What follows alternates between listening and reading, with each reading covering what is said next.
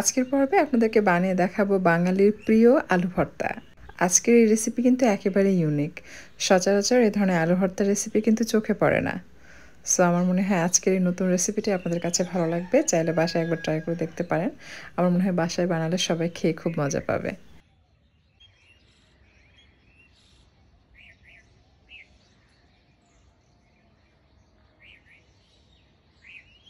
আলু ভর্তা বানানোর জন্য প্রথমে শুকনো মরিচ ভেজে নিচ্ছে, সাথে কিছুটা কাঁচামরিচ ভেজে নেব। কাঁচামরিচ এবং শুকনো মরিচ দুটোর সমন্বয়ে আমি এই ভর্তাটা করব।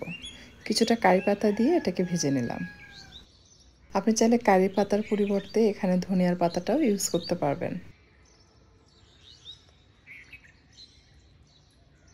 পেঁয়াজের বেরেস্তা ভেজে নেওয়ার পর অ্যাড করে দিচ্ছি আলু। আলু অবশ্য পাতলা করে কাটবেন যেন তেলে ভাজার সময় খুব সুন্দরভাবে সেদ্ধ হয়, যেভাবে আপনারা ভিডিওতে দেখতে পাচ্ছেন।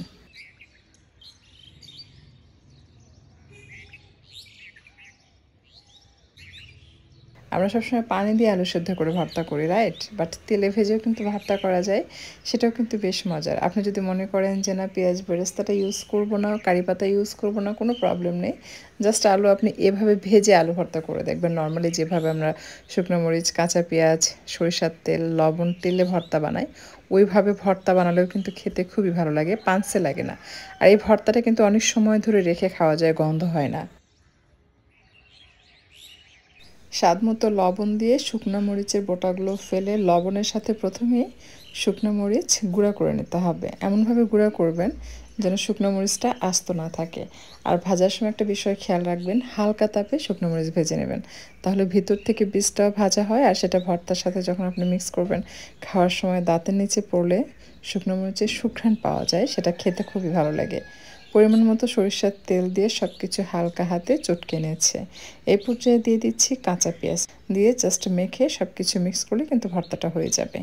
এই ভর্তা আপনি বেশ কিছু সময় ধরে রেখে খেতে পারবেন। নর্মালি আলু সেদ্ধ করে যে ভর্তা, সেটা রাখলে কিন্তু গন্ধ হয়ে যায়, বাট এই ভর্তাটা আপনি অনেক সময় ধরে রেখে খেতে পারবেন, গন্ধ হবে না, পেঁয়াজের কাঁচা গন্ধ পাওয়া যায় না, বা ভর্তাটা কিন্তু সহজে নষ্ট হয় না। আমি কিছুটা চাটনি আলাদা একটা বাটিতে রেখে দিচ্ছি।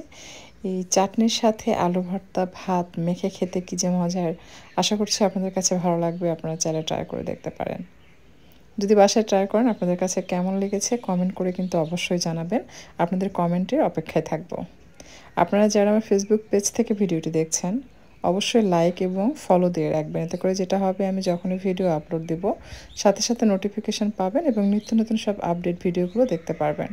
আর যারা ইউটিউব থেকে ভিডিওটি দেখছেন, আমার চ্যানেলটি সাবস্ক্রাইব করেন না, অবশ্যই চ্যানেলটি সাবস্ক্রাইব করে নিয়মিত চ্যানেলের সাথে থাকবেন আশা করছি।